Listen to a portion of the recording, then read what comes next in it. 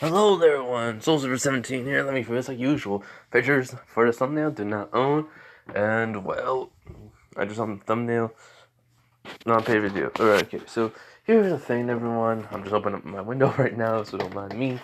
But there is a few things I need to tell you about. In this second half, Super Predators are going to be in here.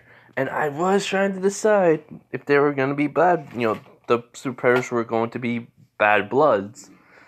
Like from the movie that we got when they were introduced, found out they were bad bloods, so that's why somebody who mentioned them,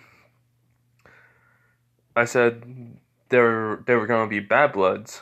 They were Super Predators, but they were going to be bad bloods, but I thought it would kind of be way more interesting if they weren't, and then, they come on to, they send a transmission saying, we watch your hunt of your young, not-blooded Yautja, and we would like to face the one who killed them all besides one.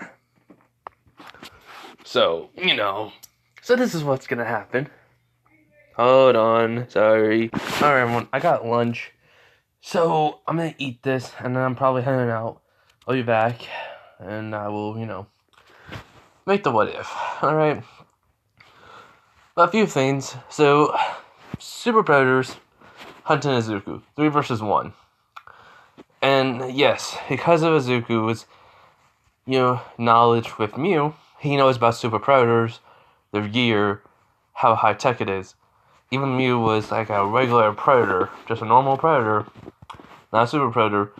She basically had technology of the super predators.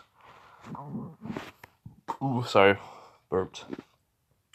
But to study and try to base off some of the designs off of it, that was it. Not to use. It's like blueprints and trying to improve on them, sort of way, but but she never could. So Izuku's going to fight these and take their weapons and armor. He's gonna take everything from them. And their ship automatically destroyed with everything in it. Well, almost. Izuku's gonna go into their ship, take what he wants, then leaves. Blow it up. So yeah. Anyways, I'll see you guys in a little bit. Alright, I'm back, everyone. Sorry about that. We haven't gone out yet, so I'm gonna continue because it's gonna be a couple hours before my dad wakes up. So yeah. So anyways, as I was saying, Super Predators, bad bloods. Just they're gonna be Super Predators.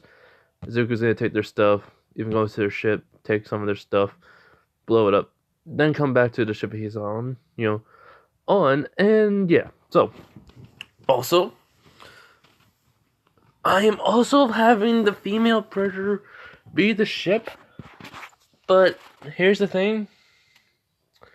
She's going to be having the name of a anime character from Kill la Kill, the sister to Akami. So just hold on. Kuromi or Kurami? I think it's one of those two. But yeah, so that's gonna be technically the ship. And if you're wondering if I'm gonna make, this female predator who's, looking like the same age as Izuku, turn human, looking like her completely, Muse develop a very stronger serum to make them actually look like human, but allow them to do the predator transformation. So, yes. If you guys don't like it, oh well. Sorry. I'm just trying to make this a little interesting. So yeah. Anyways, let's get into the video now, shall we? So what if Izuku was trained by a predator? Part 2. So, after Izuku introduces himself, the female predator, looking at him, and he has his hand out, waiting for a handshake. She shakes his hand, and she says her name. Hold on. Oh, I'm back, everyone. Sorry about that. Alright, so here's the thing. Okay, I was gone for a while because we went out to Wawa, get gas and everything. So, if I remember correctly, hand out his hand to the female predator. She shakes it and tells him his name, her name. It's Karomi. And he basically looks at her and goes, "Wait, isn't that like a Japanese name?" And she goes, "Yeah." My dad was, well, while he, went on hunts a lot, in his younger days, he went to Japan in ancient, around the samurai age, and Izuku nods to this. Hold on. Alright, so, she just tells him how her father came up with the name and all, and yeah. So he does ask, so do you know any, swordsmanship fighting styles? Japanese, well, in katanas, basically.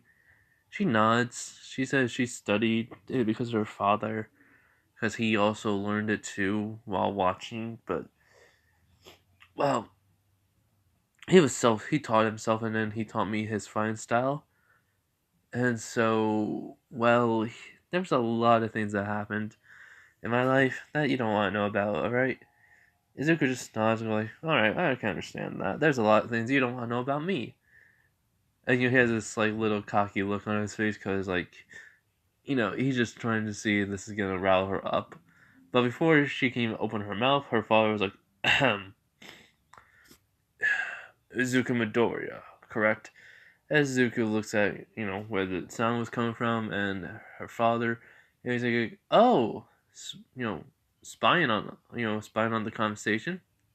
He nods and he was like, oh, how caring father are you? He goes, well, I mean, I was here and I just started to hear you, so, I'm not gonna go when I get some info. He was like, true. Anyways, how long it's gonna take me to get home? He just says, well, this planet's relatively close, probably a day or two journey back to Earth. He's like, alright, anything else I need to know? It's like, yes, some predators, some Yakuchas may try to kill you, so be careful. And don't try to get close to my daughter. Izuku just kind of not smiles at this and he goes like, well, hey, so my fault if we start hanging out while I'm on the ship. He just looks at me and goes like, and then sighs and goes like, yeah, that is true. He does wondering how the heck does this kid even get this far in life. So yeah. So unknown to them, some other predators were watching them, watching the fight, viewing it to see who was going to be a, new blooded. Well, sorry, I'm just looking for something while, but they're just viewing the whole entire scene of Izuku's fighting, going into the fights and everything, and just demolishing the other predators, even, well, the leader of the hunt, a blooded Yautja. And since he did not, even though the female predator did kill somebody, she finally got her kill. They're not going to a planet yet because she's all alone. So they're thinking, we want to fight this boy, but we need to give him his mark. He killed predators, one of us. So what should we do? As law, if you kill one of the a predator, you're supposed to give a trophy, give them something that's sign of respect. And, this is the leader talking to his, two little, his two friends, or, you know, crewmates as they nod. So they talk about, and this predator, the leader, decided to send a transmission to the ship. So while this is happening, them talking, him just telling them about himself, his world, which they already know about, which he knows, but still, like his world, his life, and well, and even how he basically got shot in the stomach, nearly dying, being saved by someone, and somehow in some way they put alien DNA into me. That's all. And well, yeah, they were shocked. You know, Karomi Karomi was really surprised. Her father was just like, "How? How did he even have this DNA? These are life forms on different planets. How?" And he just shrugged. Basically, he's not saying nothing. So right then and there, the second in command comes in, saying, "We got a transmission, from another Yautja ship." As his father, and as Chrome's father, is like wondering who would have done this. As they basically said, it's some of basically he just says super predators, but let's just say I don't know what clan to put them in. So yes, um, so basically that's it. Like pick every clan you guys want. Probably the way more advanced one I would go with from the Concrete Jungle game. They were highly more advanced, so I think some super predators would be in there. So yeah, basically like I said, the super predators in this one do have the same honor from the movie.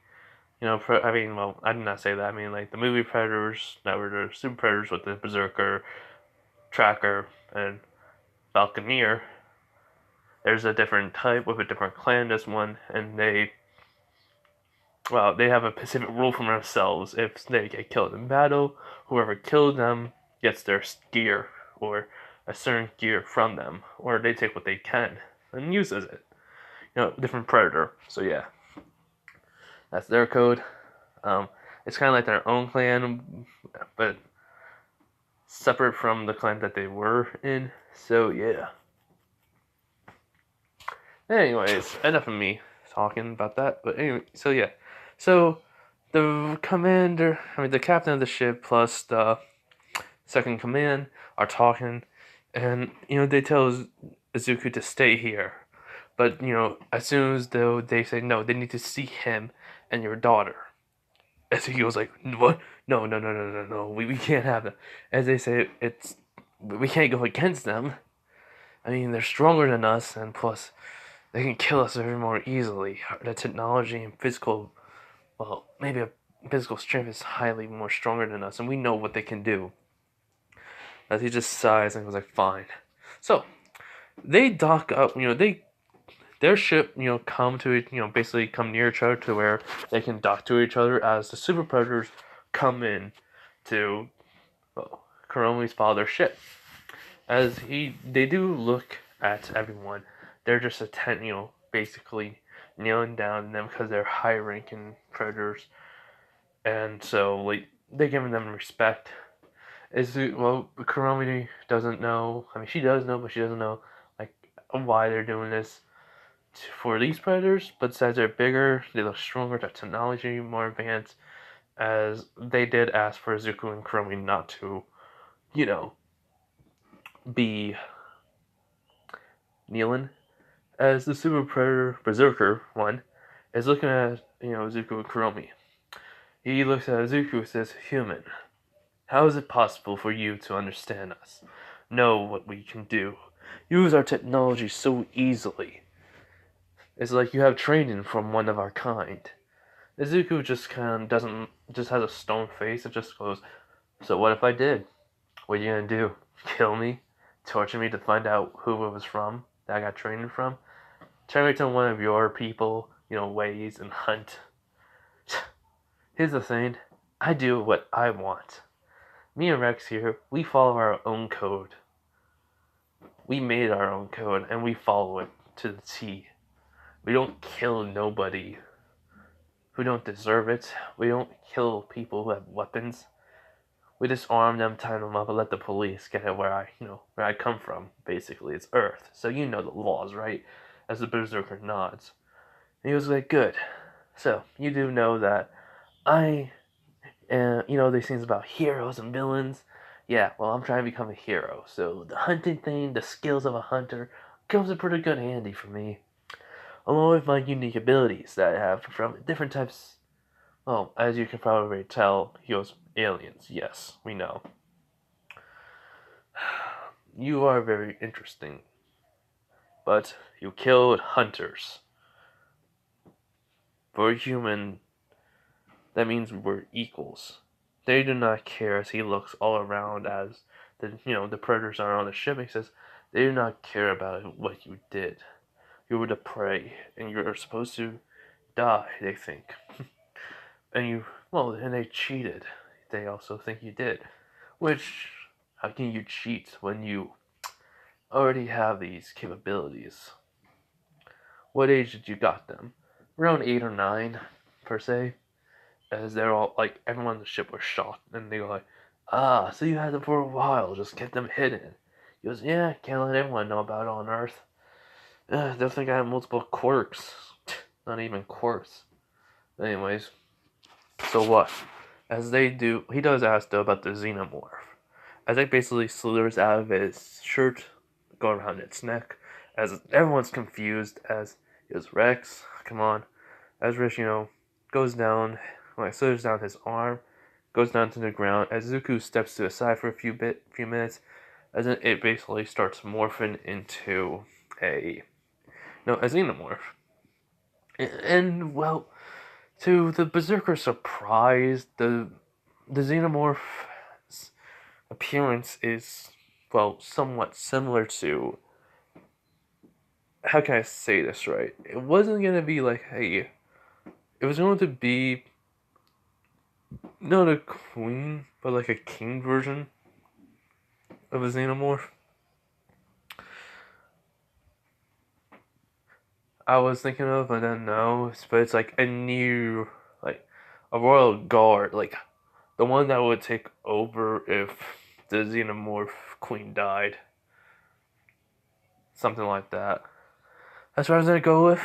So yeah, as Rex goes, yes, I know what I am. But the predators can't understand that. As Nazuko says, he said he understands what he is. Don't worry, I can understand him. It's like we have a telepathic link. So they ask, "How do you have this?" As well, some bad bloods were experimenting on him, putting in some quirks into the face hugger, into the egg into the face hugger itself while it was inside the egg. Injected it, making the DNA merge with it, gaining quirks, sentient, mind, treating even some like animal like DNA of dogs and such. And then, well, the person who had the egg, basically, did the exact same experiments, but give it more of a understanding of humanity and such, and a mind of its own to do and what it wants.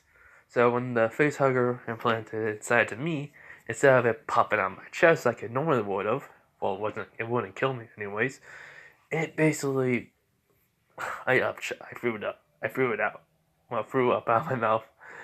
It came out when I threw it up. So yeah, and then ever since then, me and him been buds.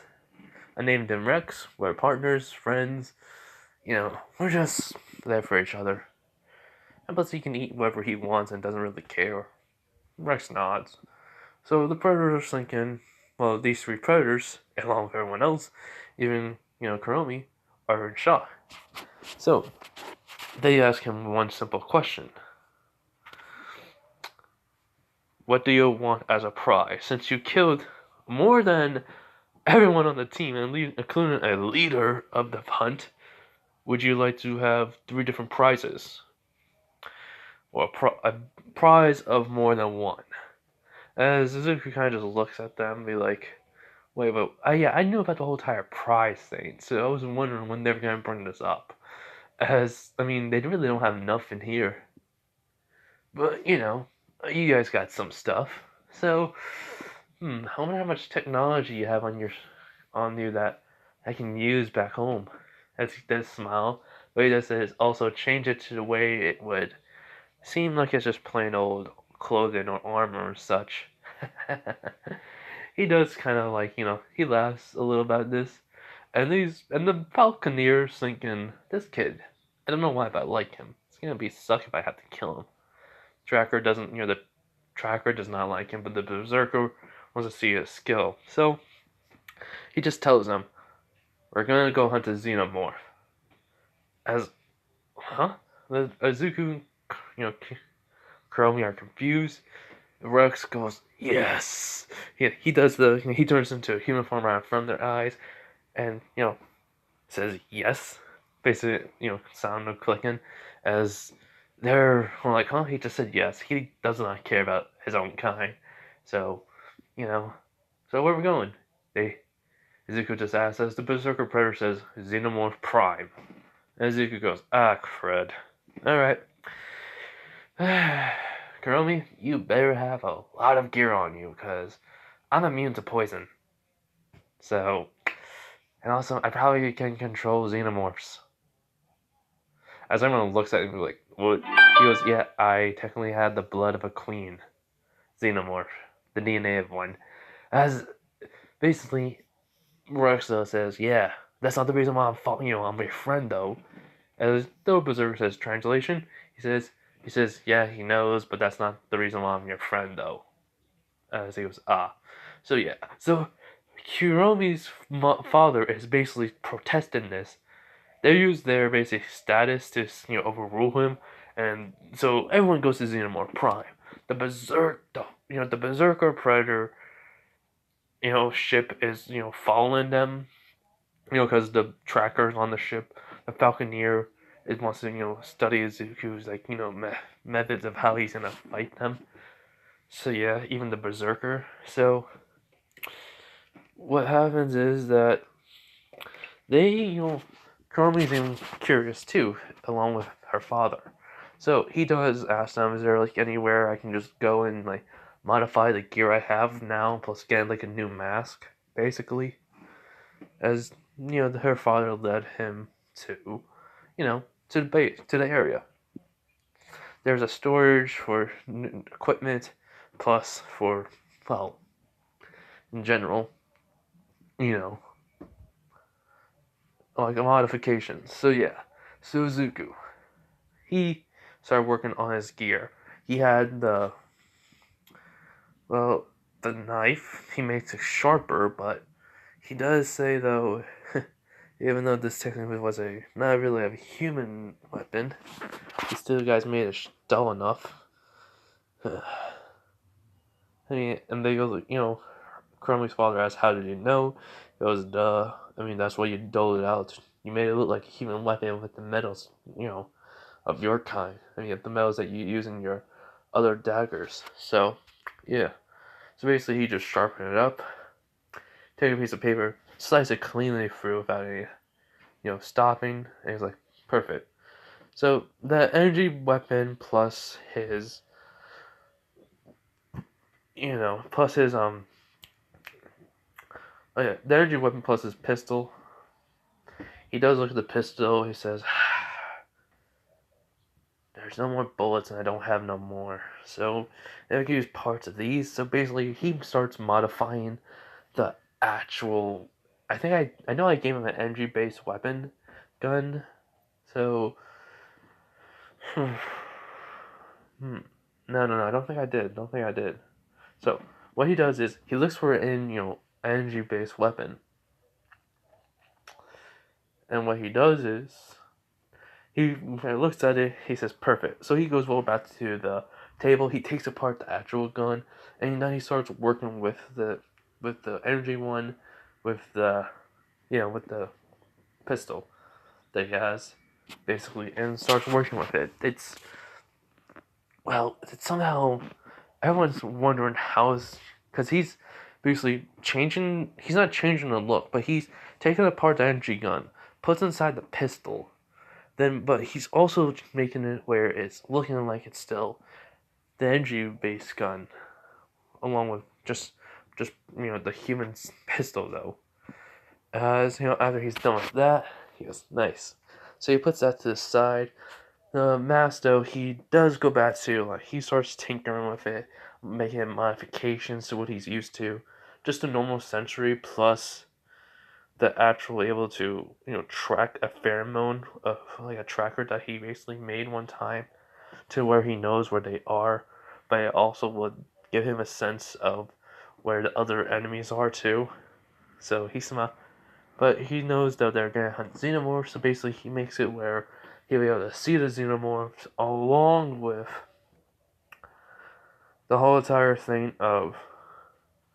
He also knows he's gonna have to hunt after them, after the xenomorphs, the berserker, the falconeer, and the tracker. It's gonna be a 3-on-1 hunt he's planning to do. So he even gets a throwing disc, but that's what he looks for. That's what he finds, but he says he doesn't like these kind. So he goes over and he finds, the Prey versus Alien movie where they have like that disc that opens up and he just throws it, and all the blades are out. So yeah, he finds that one. He says, "Nice. I always wanted to use one of these." And so they're like going, "Huh?" So what he's doing though is he takes the throwing disc, that he can throw cut through anything. He starts taking it apart, adding onto the blades that energy that goes around it, which they're like wondering how the heck he's even doing this.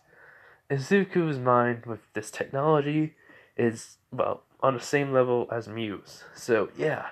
So Crowley just asks, how are you able to modify our weapons with different type of with different weapons and just work with it? He goes, easy.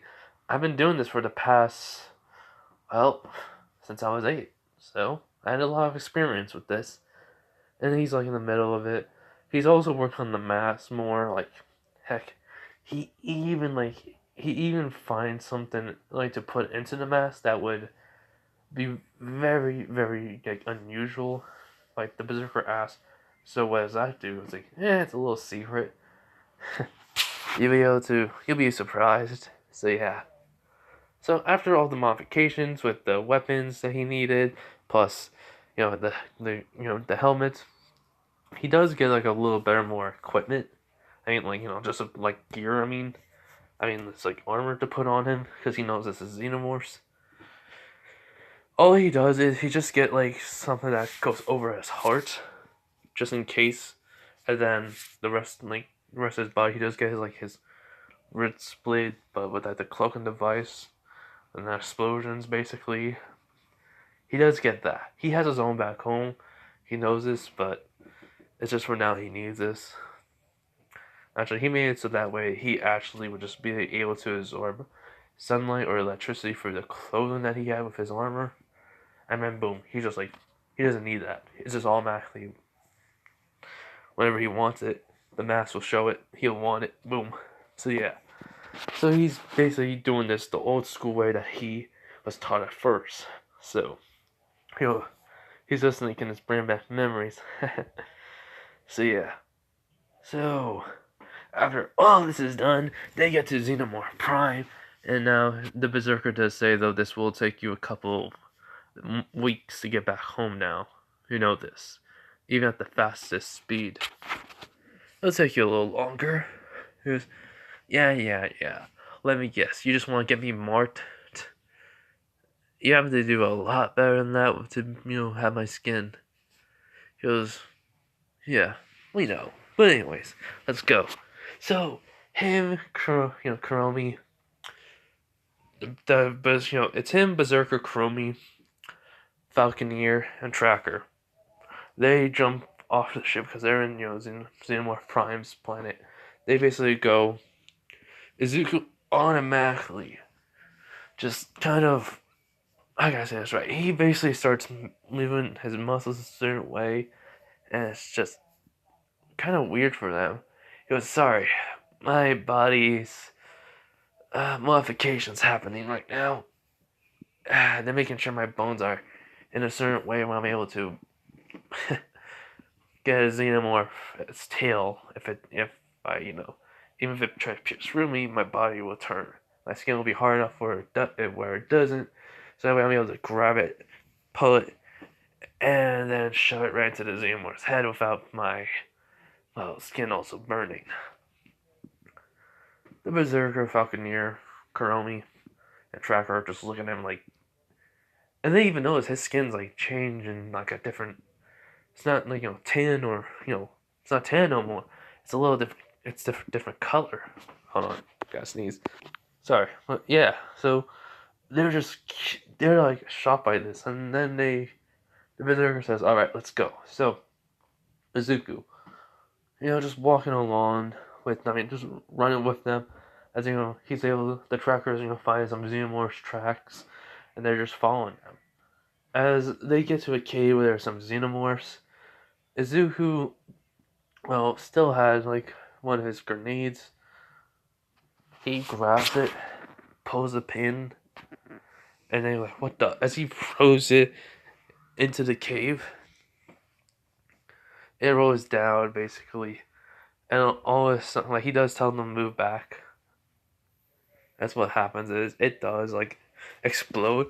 A Xenomorph and two Xenomorphs comes out.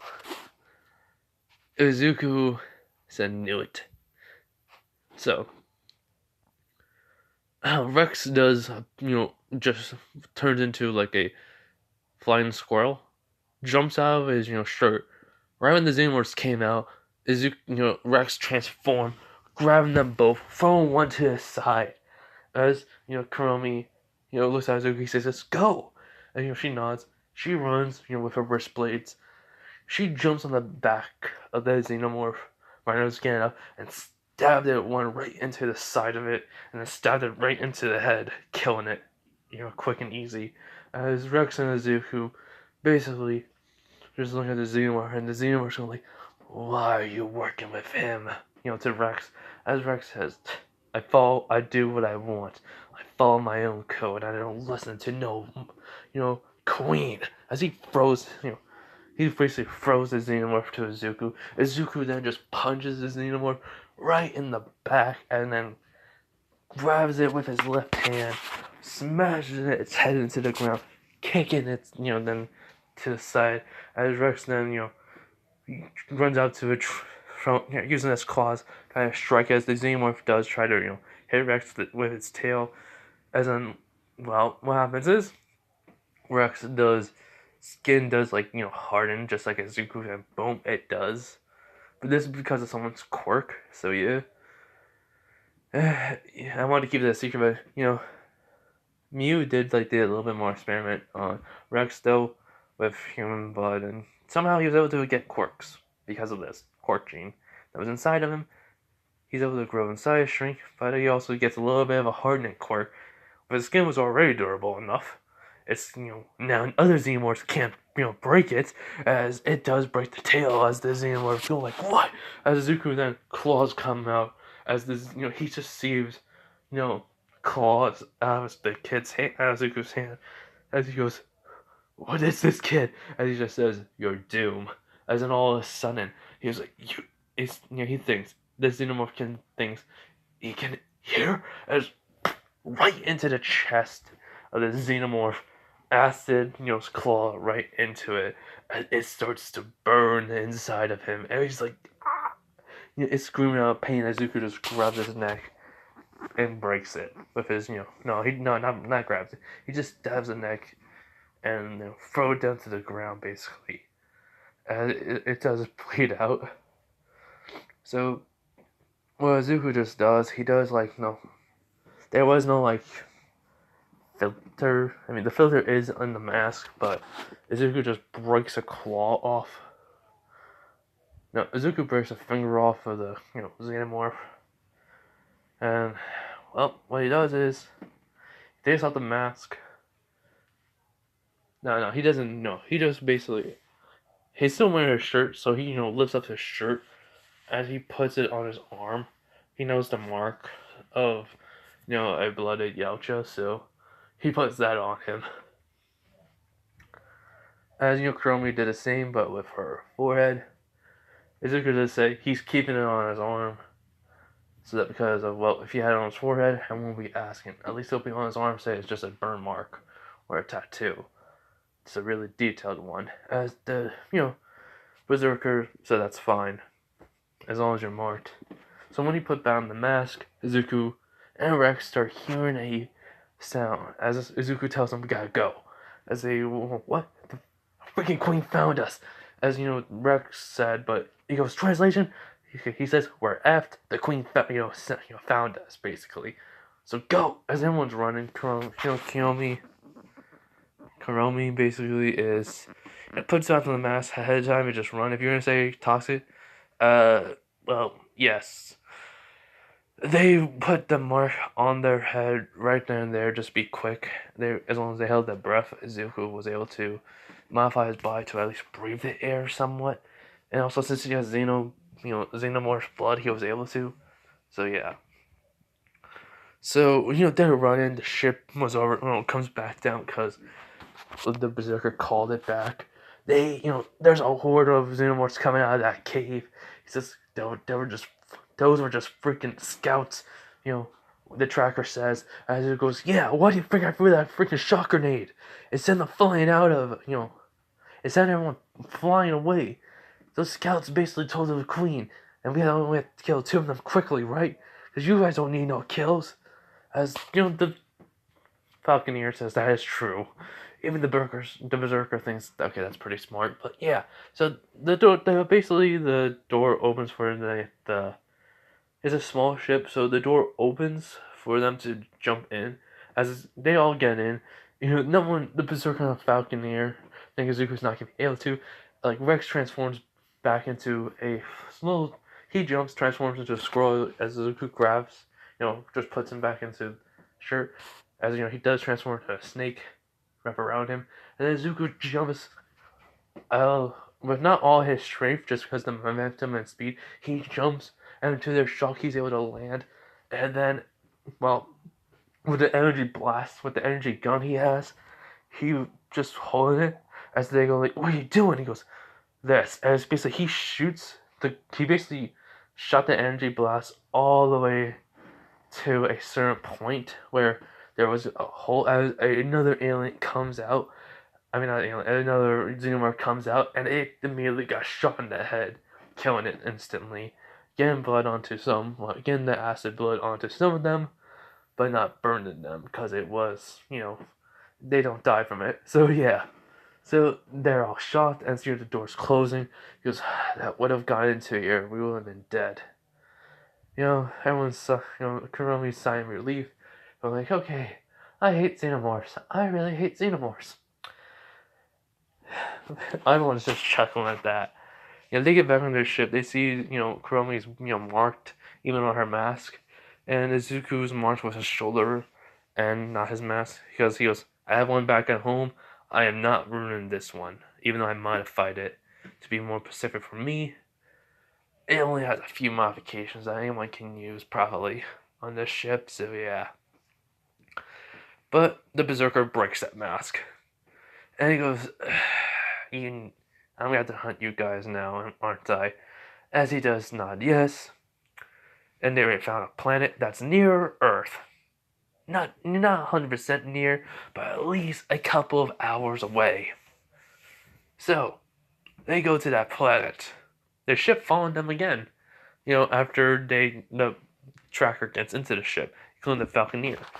The Berserker wants to hear Izuku's story. He does ask this as a sign of respect for him, and a sign of trust that we will not cheat in the hunt. Izuku does say, I'll leave Rex on the ship. Which Rex says, no, these freaking Yautjas are gonna kill me. And the Berserker can tell what Rex is saying because of human body language he's doing. As he says, keep him with you. You two are one. And this, we're partners. So you two work together as one unit. It's gonna help. That this is gonna be way more interesting. As Izuku sighs and goes, fine. It's not gonna be much fun though. So yeah. So the Berserker he just says, just tell me your story. and I'll see how many of us will it take from us to defeat you and take your head as a trophy. Well, it'll take something from you as a trophy. And Zuko just sighs and goes, alright. So he told them about his story. At the end of it, he goes, well then. Because I'm not, gonna name the female, the scientist, Yaocha Mew, it's like Yaocha name. So he just says it as that was a shock. He knows about her. And he goes, well then. It's gonna take all three of us to kill you. Or at least try to. He goes, why? He goes, she may be a scientist, but her technology and intelligence could rival even a super Yaocha. Heck, she may have been the only Yaocha to ever have been able to kill one of us. Kill one of a super Yaocha that was, well, being too cocky. Let's just say that. Zuko nods, and so, he does ask though, even though you guys hunt other predators, you just want to see my skills in action, did you? So that way you can then ask me these questions, and then you guys can hunt me. And he nods. But we are, of Yacha clan to, basically our home planet, Yacha Prime. And he just says, Nezuko just looks at him and goes like, yeah, I can tell by the armor. Alright. Let's just get this day over with. I need home, sleep, and food. I'm not eating nothing on this Yacha ship because of weird eating habits. I may have to though, so What if the Berserker laughs? If you guys are wondering why I'm doing it like this, because I kind of want, like, they become a little bit close, but they have to kill each other, so it's like, they can leave a piece of themselves with Izuku to keep on going. So, yeah. So, anyways, the Falcon and the, tracker heard this, and, well, he does ask, how do you feel about killing us? Other predators and, well, other Yaochas and, well, us. Zuko just says, it's a hunt. Sometimes you can't feel nothing for your prey. But when it talks, it's a little bit harder. I've only hunted animals, and at least a few humans back on Earth. I had to. I wanted to get a little bit more experience in the Yaocha customs, so hunting humans. But mine was supposed to capture, not kill. They're way unpredictable. Not much pattern to them. The ones I hunted, but it was easy to catch them though. Killing other Yaochas, that was a little bit difficult. But nevertheless, it was easy because of my skills. My training, my enhancements to my DNA. As the Berserker nods, saying that it's very accurate. So, what happens is, they get onto the planet. Izuku does say, you picked a planet that has breathable air, as he nods. The masks would have been too much of an easier time for you. We would not be wearing masks at all either. We'll be on equal playing field. Izuku says no. I'll be able to see you guys anyways, even without it. As he goes, really. As he activates the cloak, he moves around, and Izuku, he's doing stealth. The Berserker. As, when the Berserker stops, Izuku just looks at him. And just saying, really. As all of a sudden the cloak deactivates, everyone was shocked, and underneath, the Berserker took the mask off and smiling. He goes, fine, we'll wear them. So, he goes back to his ship. He tells them what gear they'll need for him. Like, as much gear as they can take. And, Kuromi is asking, are you sure about this? Izuku does say, yes and no. I'm not sure, and I am. I'll be able to, to feel at least maybe the tracker at least. But the berserker, that's gonna be a different story. So, yeah. What about that falconeer? He goes, I don't know. It seems like me and him have a little bit of stuff in common. It's gonna suck though when I have to kill him. So, unknowns to Zuko, the berserker, the falconeer, and the tracker are all talking about him, and that they give, since they know the berserker is gonna be the last one alive, they give him the note that they wrote out.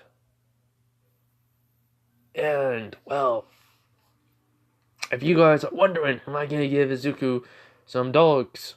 Some alien dogs? No, no, no, no.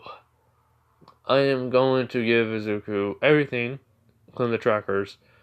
Memos on how to like train animals. Because he has made a different. He does have like different types of animals. How which he did like raise from different species, and they died until they found like the one that was good. So he had these dogs like from the movie, to do, to basically be there. So yeah, but anyways, this hunting ground is their turf. So they're gonna be watching Izuku's skill and everything. A lot of it's going to be just preparation while he's killing the like doing the trackers, killing them until they call them back, and well, until they have an understanding of Zuko. So yeah. So when they all arrive on the ship, they explain where they're gonna be to him, and he understands it. They made an earpiece where Zuko had taught them to for this brief moment, as he's about 275 miles away from them, and they're exactly the same with they're basically 270 miles away from each other. So yeah. But the Yautjas know, but the Super Predators are gonna be a little bit faster, so they're gonna close that distance up pretty good. While Zuko is just gonna be taking his time. He does ask them, "Can I use anything on the planet?" They go, "Yes. Just try to kill us. That's all." So yeah. So this is what Zuko does. When he gets down to the planet, he immediately goes looking around for different things to use. And like I told you, the Super Predators closed the distance to where they did have like a little bit of hunting dogs with them. Rex does like tell him that he needs to be careful with these dogs to get in the trees, quick enough. And Zuko does. He says this is, even though this is an alien planet, this is most similar to the Amazon jungle back on Earth. As he's wondering, how did they go to Earth one time, took samples of the Amazon jungle or plants and replicate this? In which, Kuromi's asking, why does this look like Earth's, jungles, father? As, he sighs and says, because these three went to Earth, saw the Amazon jungle. They made this planet their own hunting grounds with different areas of places for them to adapt and survive on. They wanted to have more than one hunt at one point. But for him to be on this planet means he may have no chance of surviving. In which some Yautjas are kind of chuckling at this. Kuromi's, a bit upset, but the second commander just staring at the screen. As Zuko, just jump for the trees, he does stop, and he's like in cover, like because of the tree branches and leaves. As he sees the dogs running, they already got his scent, so they stop. They're looking at Zuko, just waiting. As when they looked up, Zuko just jumps down, and just claws come out, stabbing one of the dogs. They're taking out and then basically, when one of them tried to jump, Rex, he missed one of his other hand was in the ground. Rex immediately came out and turned into,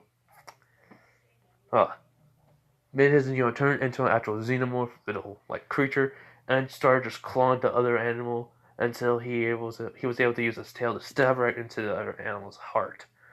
The other dog's heart. As the tracker just whistled, he only sent out two, and already they were dead. He already knew it. He was, it's good. He probably had that xenomorph to help him out. He goes, well, we did say he can use him, and like I said, they work together as one. Falconeer, as he sends out the robot droid, the Falcon-looking droid, to go check it out. As it does find Zuko with the animals. And he does like checking out the animals. He goes like, man, these guys were breeded. Pretty cool. He does like cut off some of the basically the bones on the back. He does then go over to a tree branch and finds. He does cut that, starts wrapping it together, forming spears. That he's only gonna carry 2. Hold on, everyone. Alright, I'm back. So, as I was saying about the Falcon, droid is Sanzuku killed. Seeing the animal's dead. The tracker's a little bit upset. Zuko has 2 spears, using the bones from the dogs, spears basically. By that I mean like bones because they had like bones look like they're sticking out of the back. So yeah, Zuko's using that. The tracker is a little bit mad. So yeah. So after that, a couple hours pass. More tests are being shown how skilled Zuko is, and it's basically they're shocked to see how he's really on a different level than the predators, that would have been on the ship. And they're impressed by this too. So, the Falcon and the Tracker decide to team up against Zuko to fight him. If you're saying, oh, this isn't like the code that, they would have done. This is a human versus them. But the thing is, though, the Falconeer is going to go first, then the Tracker. So, yeah. They're team up on luring Zuko to an area where they think they have the advantage. Rex has been always around him, always like telling him that, you never know what's going to pop. Well, not always. Just always remind him to not let his emotions cloud his judgment. He understands this. So, yeah.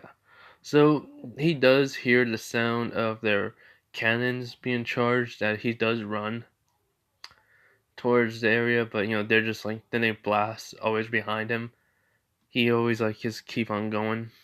So, he gets to the area where they want. The Falconeer decides to, go first. He does throw Zuko a katana, which Zuko does catch, and he was shocked. So, if you're wondering why it is, he brought the katana because his wrist blade, there's only one piece and it does look like a very long sword. So, a katana fight with Zuko. So he fights this Yautja. It's in the open field, and then they do like clash multiple times. The Falconeer getting a few swipes in on Zuko, but it doesn't really pierce him. It does like little cuts on him. As then Zuko does able to cut off the Falconeer's arm and then stab the Falconeer right in the right near the heart, his heart basically. And Zuko does rip out the sword, and the Falconeer's dead. Then he basically wipes the blood off of he throws the blood off the blade and sheaths it. He's taking the sword, as then the Tracker comes out with his other dogs, and right away Rex comes out. Rex is going down this, coming off of him, and down his shirt because of the Falconeer will see him. So he's going where it's gonna be he's gonna go down his leg with on his pants basically, and then going to okay, so I'm saying this right. So he's turning, he's still a snake. So like I said, he's underneath Zuko's shirt. He turned to a snake that would be able to wrap its whole entire body around Zuko's waist, and then it slithers down his leg, pants leg, basically. Yeah, and it's going through the whole entire grass, so it's working out in his favor. So yeah, as the tracker just signals the dogs to attack, and right when the dog gets near like where Rex is, Izuku basically has his blades out, like not blades, spear out, and he throws the spear. The dog jumped and it gets killed. Rex basically jumped out from the bushes, turned into a xenomorph, stabbed in the it with his hand. As Izuku was running towards the tracker, he throws the other spear at him. He dodges it. He then runs to Izuku. They clash and makes a fist fight. Izuku ended up though hitting him in a certain area where the rib would have cracked and pierced his pierced one of his lungs as he's having a hard time breathing. And so Izuku basically notices this and stops the fight because this is a wound. Like he's wounded. This is a fatal wound. He goes, the tracker's like, so I'm wounded now. Doesn't mean I'm not gonna fight back. And he's gonna enough. Izuku says, stop. You're gonna die sooner if you do this. He goes, so what? I'm dead anyways. And he tries to fight Izuku off. And Rex just watching this. Izuku basically does take out his blade, stabbing the predator in the chest, killing him instantly. And so the berserker watch as his comrades die to this human. He's just waiting for Izuku to decide what he's gonna do. And so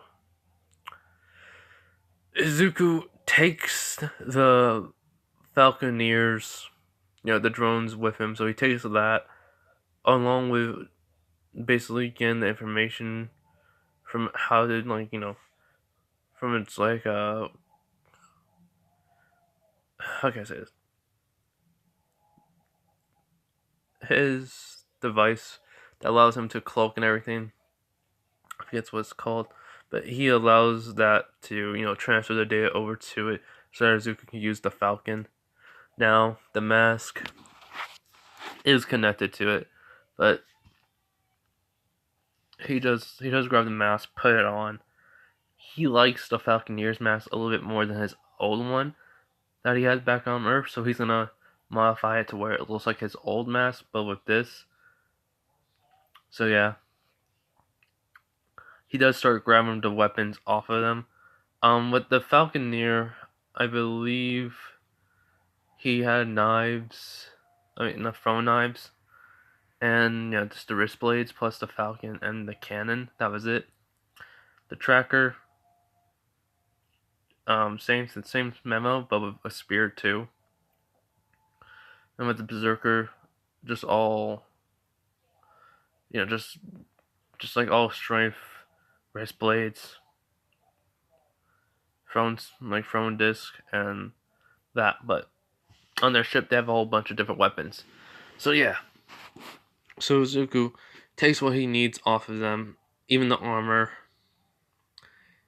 And what unknowingly he does to what caught everyone off guard is Izuku, with the necklace he had on from the predator, he takes that off, and he basically takes both the tracker and the Falconeer's necklaces off and starts to put all the pieces from them on, even making another part of the necklace. As this is his thing of showing respect to, well, let them keep going along with taking his stuff and using it for his own. So yeah, he does like their armor or such. So that's what he's taken to. He puts it on, and yeah, different parts of the armor from the tracker. He takes what he could from the armor part along with the Falconeer. So, anyways, Azuku then starts wants to bury the bodies. So that's what he does. He starts digging a hole with Rex to basically leave the predators' bodies there. And he puts them, in the hole, buries puts all the dirt, and starts to then. He does, he did leave a few things there. So he leaves. Well, he did like take one of the throwing knives of the predator. I mean, the falconer. He puts that there along with leaving not leaving the sword, but he leaves a certain. I'm trying to think now. He leaves. He basically took off the wrist blades. Only take the device with him that he needed. He, he takes that. Well, no, wait. I say he transferred. No, so basically he leaves that there, the wrist blades and all that. If the same thing, but the mask is with the predator, the tracker, that's there. Um, yeah. So he's shown his respect to them, and they leave. Rex just turned into a little squirrel, hopping onto his shoulder, then turns into a snake. And then they start walking. The berserker was happy that this human did this. Everyone was shocked to see this like respect from him. So yeah. And well, Kuromi is well glad to see someone strong and respectful towards his enemies or prey per se. And he finds the the super predator the ship, as the berserker's there, just waiting. He was fast enough to get there, so Izuku says, "Waiting for me?" He goes, "Yeah, let's do this." So they basically start fighting. Rex, it's still there underneath his shirt, not in this. They're doing everything they can. Izuku, does take out the mask, which surprised the predator, as on he basically, since he can't, throw his acid spit into the air, with the mask on, he had to take it off, which the berserker predator knows. As in he does it, he dodges it, and then immediately Izuku goes towards him, grabbing him, doing a, front, like, how can I say this? He grabs the, berserker, lifts him up, and then basically starts to bend all the way backwards to send his head into the ground, basically. Which, that was a surprise for everyone. Zuhu then, starts to fight the berserker more after he gets up. He throws the throwing disc blade at him. He dodges it, but Izuku then using this distraction to run up, throw a mean right hook into the berserker's neck, which caught him very off guard because it's hard to breathe, and then immediately slicing the berserker's stomach area open. He bends down as Izuku is kneeling towards him, as the berserker then grabs his hand immediately, and he feels something in it as he goes, "Finish the job." And Izuku nods and kills him. Face to face with no mask on. Both of them don't have any. And he places him down. So, Izuku, after putting the claws open, he sees a note, like some paper in his hand. As he opens it and reads the note, and Yaocha basically saying, "We're probably all dead now." So, we decided to let you go into our ship, take anything you want, and please blow it up. That's all they ask. So, everyone's like shocked, and then they see Izuku puts back on the mask and goes into the ship. There's a duffel bag already there for him as Rex says, "Man, these guys really were, they knew they were gonna die. How?" Suku just says, "Because I was to take on 11 predators at least 10 predators by myself on and killing them. They probably figured 3 would be, even super predators would be like easy for me. Their cloaking was useless against me." So he goes, and there's even directions to where he can go get some better armor, equipment, weapons, anything he needs. He didn't even need to use the whips, the whip blades at all. So he goes to the equipment weapon bay. I mean the equipment gear bay the equipment weapon bay basically, and he just starts taking whatever as long as he can put in the armor pieces, the backpacks, the med kits, everything. Heck, he even finds a bow and Yaocha's bow and arrow types that he can make. Even like instruction guides on hunting and capturing, taming animals to have him use. Basically, he's just getting whatever he need. By the time there's still so much gear there, but it's all exactly the same old thing. But he does think,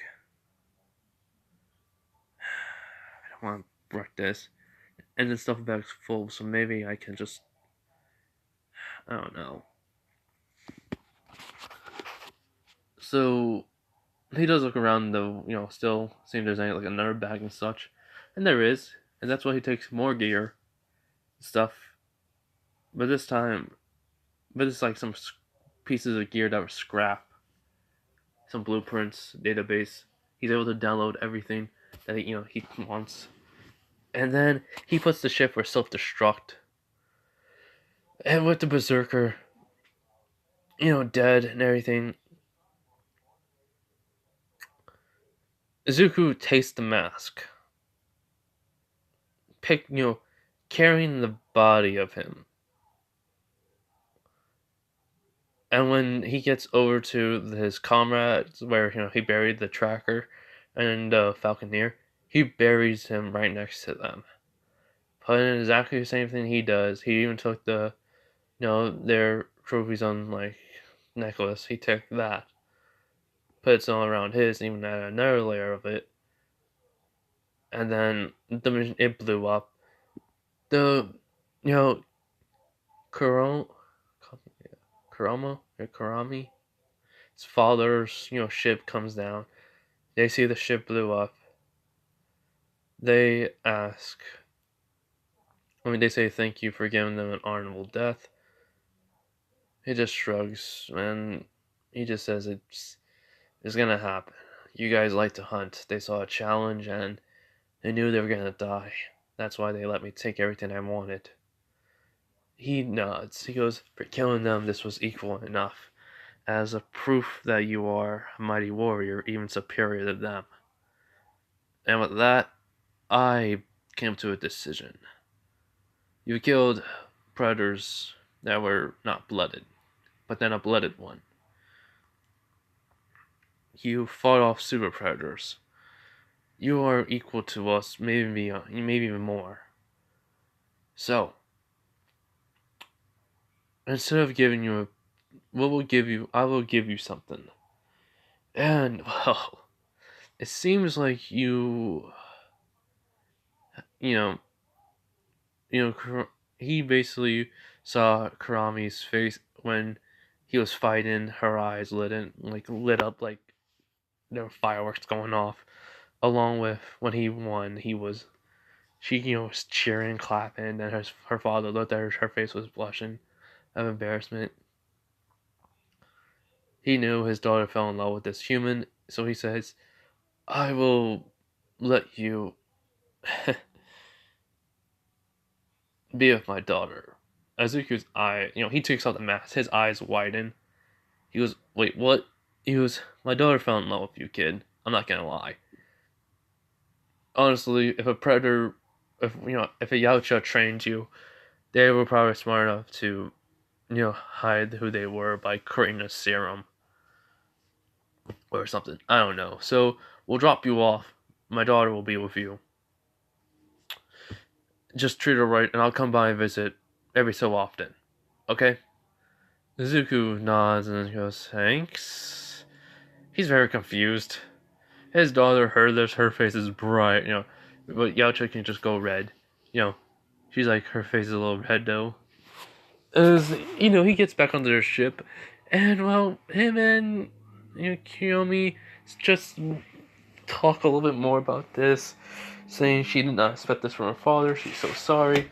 It's just, her father just wants her to be happy. She wanted to be a hunter and all, and Izuku goes, calm down, jeez. We're probably going on hunts too, don't worry. She goes, huh? It's probably gonna leave us a ship so we can go on different alien planets. So, let's just get me get home and I can get this back to my teacher and we can start modifying and work on the gear. She does ask though, why did you take the Berserker helmet? He goes, a memento from him. I took basically some weapons from the Falconeer and the tracker, so the helmet was the only thing I could take from him that I could use. Plus, I already knew his weapon was basically a rapid fire energy blaster, but I didn't need that because there was already one on the ship. So yeah. Plus, it blew up, so there's not gonna be any damage to the force. Anyways, let's get going. As they're walking along, all the Yaochas are looking at him with shock and fear as he goes, so they respect me by fear. And they go, yeah, you were really amazing though, how you basically took them down. He goes, yeah, don't praise me. She goes, why? He goes, because I knew somebody who got an ego that basically started to, as he shuts it and just walks away. She's confused, and well, Rex just tells him, okay, you did tell them about, how you were bullied, but you never told them how much extent it was. He goes, yeah, I know, showed it. So yeah, he wants to keep this a secret. He's okay with his family or people from, but if they heard what happened to him, they might, they'll be like, is this the way how this kid, was treated all his life or something? And he doesn't, want to go through all the hassle, he thinks. So, anyways. So, unknowingly to them, it does take them about 2 hours to get back to Earth. And from Izuku, his time away was actually about a week. Hold on.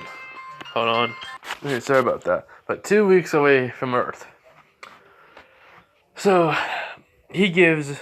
So basically, Kuromi's father lets him take a ship. A small ship. As he does say, treat my daughter well, and I will not have to hunt you. He goes, I will. Besides, the way I'm gonna be, you won't be able to hunt me. You'll be the one who's being hunted. As he laughs and he goes, that's my, son-in-law, my future son-in-law. As is, Kuromi's face saying, Dad, shut it! As he just chuckles. And so, they go onto the ship, everyone, he's waving by. Rex was also in his human form waving by to them. As everyone was just, waving. As they thinking, thank God he's gone. So yeah. So, they leave. They go all the way down to Earth. And, well, Izuku's mom, along with Miu, have been at her. Well, Miu and Izuku's mother, Inko, have been at her house waiting for something. As basically, Izuku does know the frequency to get into Earth's atmosphere without any problems or any situation where the government would try to find him. So yeah, so he gets there, and what happened? He lands right in front of Miu's house. As she comes out along with Inko, as they see Izuku coming out with basically a double, 2 bags, and then a female Yaocha that looks exactly the same age as him. Well, well, yeah, basically his age. As Mew goes, Izuku, who is she? Even his mother's question, he goes, "This is Mew." Her father. How can I slay this? As Mew goes, so how many Yautjas did you kill? He goes 10, plus three super predators, which is gears from their ship, along with the weapons in them too.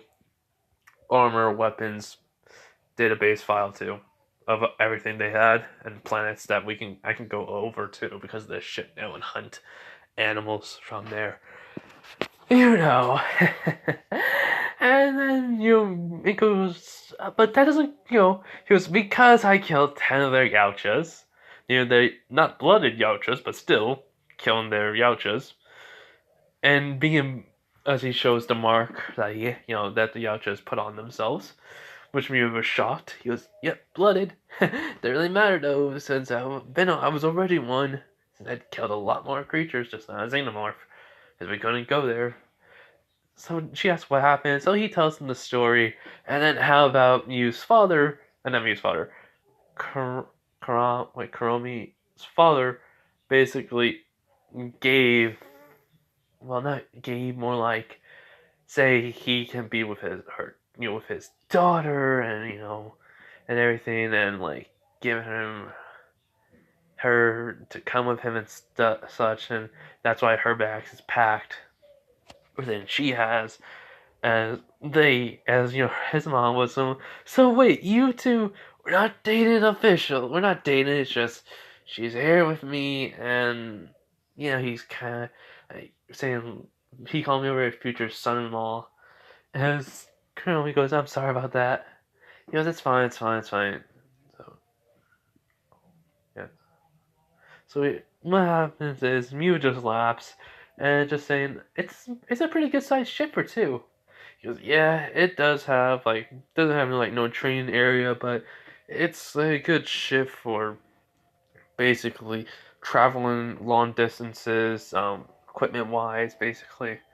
As Mew does say that it's basically the size of two houses, like regular houses, like a two-story house is the size of two of them, even the width.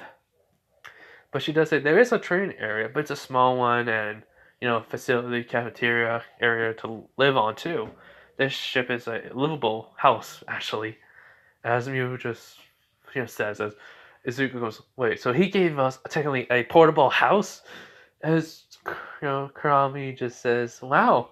So then Izuku just knows, Mew, why the frick do you look 100% human now? She goes, "Oh, I invented a chip that allows me to, transform back into a predator. I mean, to a Yautja or to, you know, a human.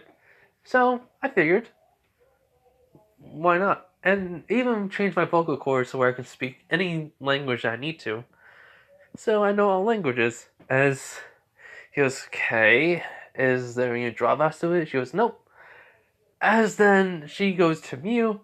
Not Mew. I mean, not she, but I mean, Mew goes over to Kurami. Wait, Kuromi. Oh God. Okay, so yeah. Anyways, yeah, she goes over to Kurami. She basically is saying she's gonna be back with her. She drags her into her house, and well, she goes all the way down to her ship. Kurami's impressed by this, as well, she goes into the medical bay with they starts, typing up on the keyboard. As well, in a matter of minutes, the chip is like brought out, and she goes, "This is gonna hurt just quite a bit, as it needs to go underneath your skin to your whole entire system." And well, yeah, she goes, "All right." So she moves Karami moves her neck a little, and puts the chip into her, skin, underneath her skin and everything. And then all of a sudden, so how to activate it, basically, as Mew just tells her, just make a thought of being human. And then you don't ever have to think about that again. It'll be automatic. So, boom, she transforms into a human. And, she has all human features. And she is still a Yautja, so she has that immense strength, speed, agility, and all that. And here's what she looks like. And the only picture I could find, well, not the only picture, one that I thought would be good. So yeah, I don't own this picture too. This is what she looks like. I did tell someone I was gonna give her a human form of another anime character, an anime name. So yeah, this is what she looks like as a human if she was born a human. So yeah, hold on. Okay, so if you're saying, oh, that can't happen, it's a what if. Come on, people, please. It's a what if. And so, let's just say, like I said, Mew is a scientist that invents, does everything she can to give off more Yacha technology. This was child's play to her. It basically works like this. The chip has a self-making, nanites that will basically structure the body back to each way with a painless, free, procedure. The nanites are in the chip that are replicating. They replicate. So if one gets destroyed or dies off, the other nanites will basically go into well the that one, take it apart, and use it to reassemble a new one. Boom. There's your explanation of how it's done. So yeah, so Mew was surprised to see. Hold on. Okay, so Mew was surprised to see, what Kurami will look like as a human. She goes, "Well, I think Izuku is gonna like you." As her face goes red, she goes, "What? What?" And she goes, "Oh, nothing." And so yeah, so when they get back up, Kurami does have some human clothes on because uh, she would have looked, you know, she would have just been looking weird with the Yautja armor on and everything, including the mask. And Zuko's face goes a little bit red, and he looks away for a little bit. He was like, "So that's you, Kurami." She nods, and Inko goes, "Wow, that's that's something I did not expect." As Zuko goes, "Oh yeah, Mew, how does it feel to have she was not bad actually. It's still the same body, just modified to look like humans. So it's all right," she says. And she does though, saying, "But a couple people in town have been looking at me, mostly males, because Mew's hair. Well, I mean, Mew's just. I'm not gonna find a picture, but use your imagination what she looks like, people. So yeah, well, let's just say a lot of guys, ask for her number. She always says no. That's all I'm gonna say. But, yep. So Kurami does say where she's gonna live now. Eiko does say, well, for now, we're gonna have to make some forms for you and try to figure out, everything where just so that way no one knows and that you're not from here. She goes, "This is gonna be a pain." As Izuku and Mew smiles, and Kurami is saying, "Wait, what's wrong?" As Izuku just says, "You're talking to my teacher, Mew, one of the second, smartest person on Yautja Prime." As she goes, "Wait, really? She's, Izuku said you were smart, but I didn't know you were the second smartest." She goes, "Hmm? Even the super predators, find me, how can I say this? A match for them. I was able to kill one with technology and traps alone." It was an easy fight. Well, an easy hunt, basically, between us. So, that happened. She tells her that. So, they do is this. They basically go down back into the ship. They, hack into their government facility, making it where Mew's, I mean, not Mew, where not Mew, where Mew basically making Kurami's, identity, saying, how old she is. 13, she's turned 14 soon. She's making all this happen, which school she was in, make it look like she was, it was some school that, basically was homeschool. Basically said she was homeschool, give her a chance to, saying that she is, Mew's mother, single mom, no father, basically, and all that. Just making her identity real, and yeah, she has a quirk called Hunter. She needs to be used, and it allows her to know allows her basically to adapt to the surroundings, able to know what to do, and well, you have to use gear that she makes for her quirk, but they have to modify it more to not be not look so high tech, but making it but making it still function the same way. So yeah. So, but also Mew does have a few samples of people's DNA on Earth from humans with quirks that could probably also help her. So, but she knows how Mew's. I mean, she knows how basically predators are and their code and how they like to have it. So Mew knows that Kurami's not gonna take that away. So yeah, it's all about skill base. Yeah, it's all about technology helping weapons, knowledge, and everything how it done. So the forms are just all set, and boom. Her Kurami is born on Earth, 13 years old, homeschooled, and medical records, time and date, birth, and all that. Um, dentist, teeth records, and all that happen. Everything. It's all done 9 yards. So yeah. So after all of that, they talk about how they're gonna have her live. It's with Inko and Izuku, and well, she's gonna basically see how it's done. Izuku does have well, she does tell her if she needs any help with modifying her equipment. We're gonna do it during that 10 months here in this place. So yes, in the ship, they make it where the robots already started building off an area, a little shack for the ship, for and everything. Where she's basically having it made and all that. She does know a guy that tells her, gives her permission to do it, saying it's approved by this state, well, by Japan itself. And he doesn't know what's happening, doesn't know what it's for. All he knows is she's building it. She's gonna use it for multiple purposes, like keeping equipment there for hunting, food, and freezing it and such, keeping it cold, fresh, and all that. That's all he knows, and that's all he needs to know. He doesn't. Mew. He doesn't argue. So yeah. So after that's done, they start. That took like 2 days, and that took a day, and then the building took like 2 days. I'm just giving from the 10 months, and well, the training with Izuku is very, very different from her training with her father and anyone else.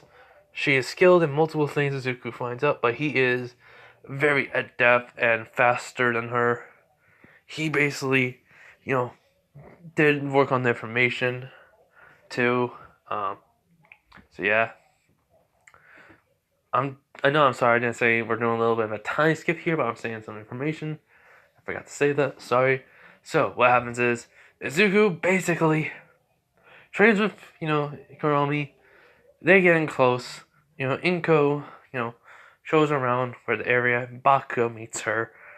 Bakugo finds out. Hey, he basically does tell her. Izuku did tell her that he knows about predators. Don't worry about Yautjas. She nods. So he told her the story of what happened. He goes, so that's where you were for 2 weeks. And yeah, so during those 10 months, him and Kurama got closer. She got stronger. He got stronger. Technology-based, weaponry is basically make it look like it's not too high tech, but at the same time is Izuku transferred everything over to his old mask into the Falcon mask, including with the Berserker's arm, the Berserker Predators, mask, modifying the weapons. He's keeping it like this. He's made his armor looking like clothing, plus an actual armor going over the shirt and everything. And well, there was this time though, Nezu found out about them, about something happened this long, because and then so basically he was able to track down Mew, that's her house, and well, because of the state, he does say that he knows about predators and he knows about her. Now tell me, um, who are the two people downstairs in your ship? She goes, crud. So, he talks to them. He talks to, Kurami about the whole entire thing. And he goes, I see. So that's what it's all about.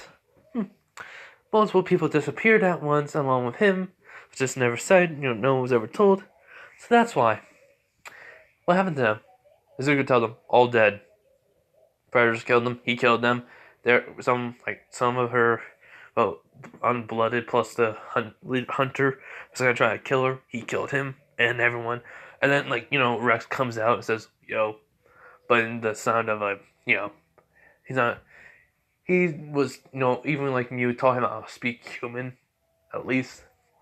Good enough to keep a conversation. So, yeah.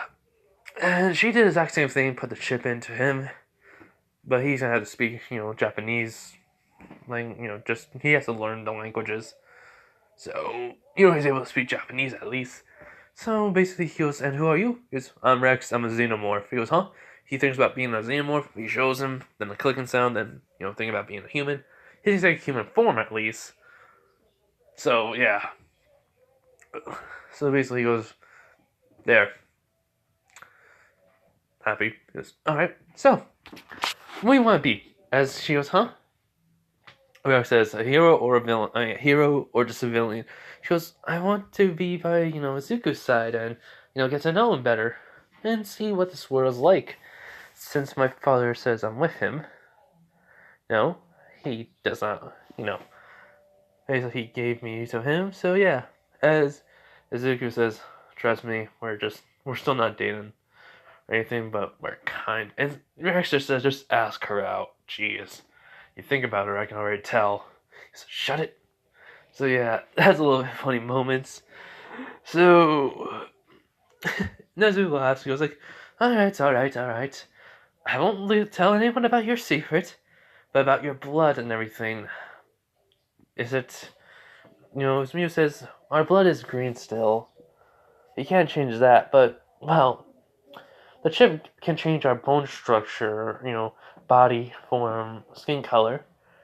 He looks less scaly, more human-like. And it does take a while for it to turn red, as, she basically takes out a little knife, cuts her hand, as it is red. It was green, then all of a sudden it turns red, so that's what she says. But, the chip is always improving itself, adapting, changing it. So it'll be a matter of, well, mine, as soon as it goes in, it took me about, since this is like the 6th month, it took me about like 4 months till my blood turned red. With Mew, not with Mew, with Kurami, it'll take about till the US, not to the US, right, till the day of the entrance exam. And he nods, he goes, good. So, I will basically give you two, or should I say you three, your, privilege of keeping your secret. The government will not need to know, and plus, we cannot allow alien technology into human hands. But you two are two different things. You two are two different. So, I will, not say nothing, and I'll keep it all under the radar. So, good luck to you two. And I'll see you in the next couple months, if you get into UA. Goodbye. As he leaves, Kurami was, kind of like, nervous the whole entire time. She did not know why. Azuka just says, reminds me of being in the freaking Amazon jungle for about a month without just hunting without no food or just using everything I could to survive. And Kurami looks at him and goes like, really? He goes, yep, that's how I hunted. Those were most of my hunts. So yeah. She goes, wow. And Mio just says, of course, he had to learn. So, after all that, training more, Rex learned more stuff about human life and all, about the history and everything. And, well, along with Izuku and Kurami, and basically, Izuku and Kurami well, before the whole entire entrance exam, they started dating. So it did. So basically, yeah. Anyways, I would cover the entrance exam, but I don't feel like it. So entrance exam is gonna be late next time. I do hope you guys enjoy this second half. Next part, entrance exam. Then hero versus villains, along with the, you know, Zawa stuff, happening. So yeah. Anyways, bye everyone. Have a nice day, night, wherever you are. Bye.